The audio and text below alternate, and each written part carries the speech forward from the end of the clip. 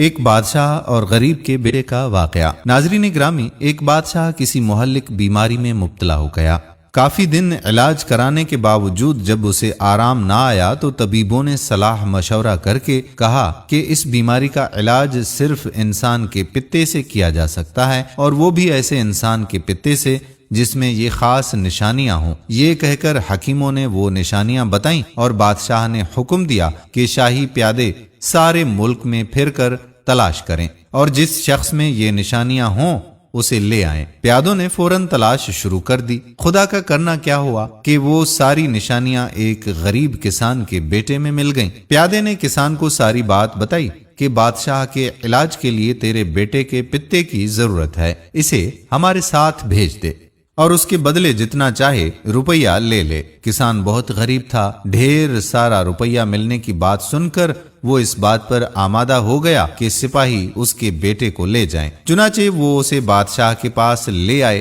خاص نشانیوں والا لڑکا مل گیا تو اب قاضی سے پوچھا گیا کہ اسے قتل کر کے اس کے جسم سے پتا نکالنا جائز ہوگا یا نہیں۔ قاضی صاحب نے فتویٰ دیا کہ بادشاہ کی جان بچانے کے لیے ایک جان کو قربان کرنا جائز ہے۔ قاضی کے فتوے کے بعد لڑکے کو جلاد کے حوالے کر دیا گیا کہ وہ اسے مار کر اس کا پتا نکال لے۔ لڑکا بالکل بے بس تھا، وہ اپنے مرنے کی تیاریاں دیکھ رہا تھا اور خاموش تھا، زبان سے کچھ نہ کہہ سکا تھا۔ لیکن جب جلاد تلوار لے کر اس کے سر پر کھڑا ہو گیا تو اس نے آسمان کی طرف دیکھا اور اس کے ہونٹوں پر مسکراہٹ آ گئی۔ بادشاہ خود اس جگہ موجود تھا، اس نے اسے مسکراتے ہوئے دیکھا تو بہت حیران ہوا۔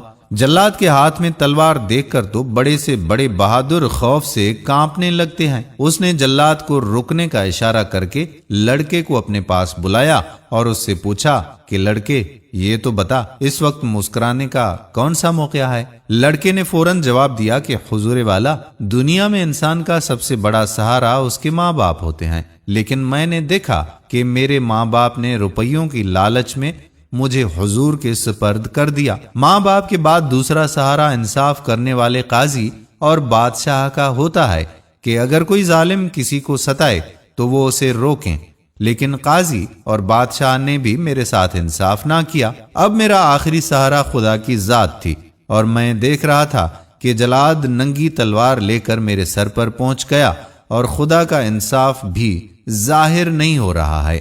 بس یہ بات سوچ کر مجھے ہنسی آ گئی۔ لڑکے کی یہ بات سنی تو بادشاہ کی آنکھوں میں آنسو آ گئے۔ اس نے حکم دیا کہ لڑکے کو چھوڑ دو۔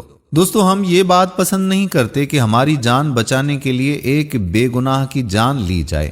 لڑکے کو اسی وقت چھوڑ دیا گیا۔ اس نے حکم دیا کہ لڑکے کو چھوڑ دو۔ ہم یہ بات پسند نہیں کرتے کہ ہماری جان بچانے کے لیے ایک بے گناہ کی جان لی جائے۔ لڑکے کو اسی وقت چھوڑ دیا گیا۔ بادشاہ نے بہت محبت سے اسے اپنی گود میں بٹھا کر پیار کیا اور قیمتی تحفے دے کر اسے رخصت کیا۔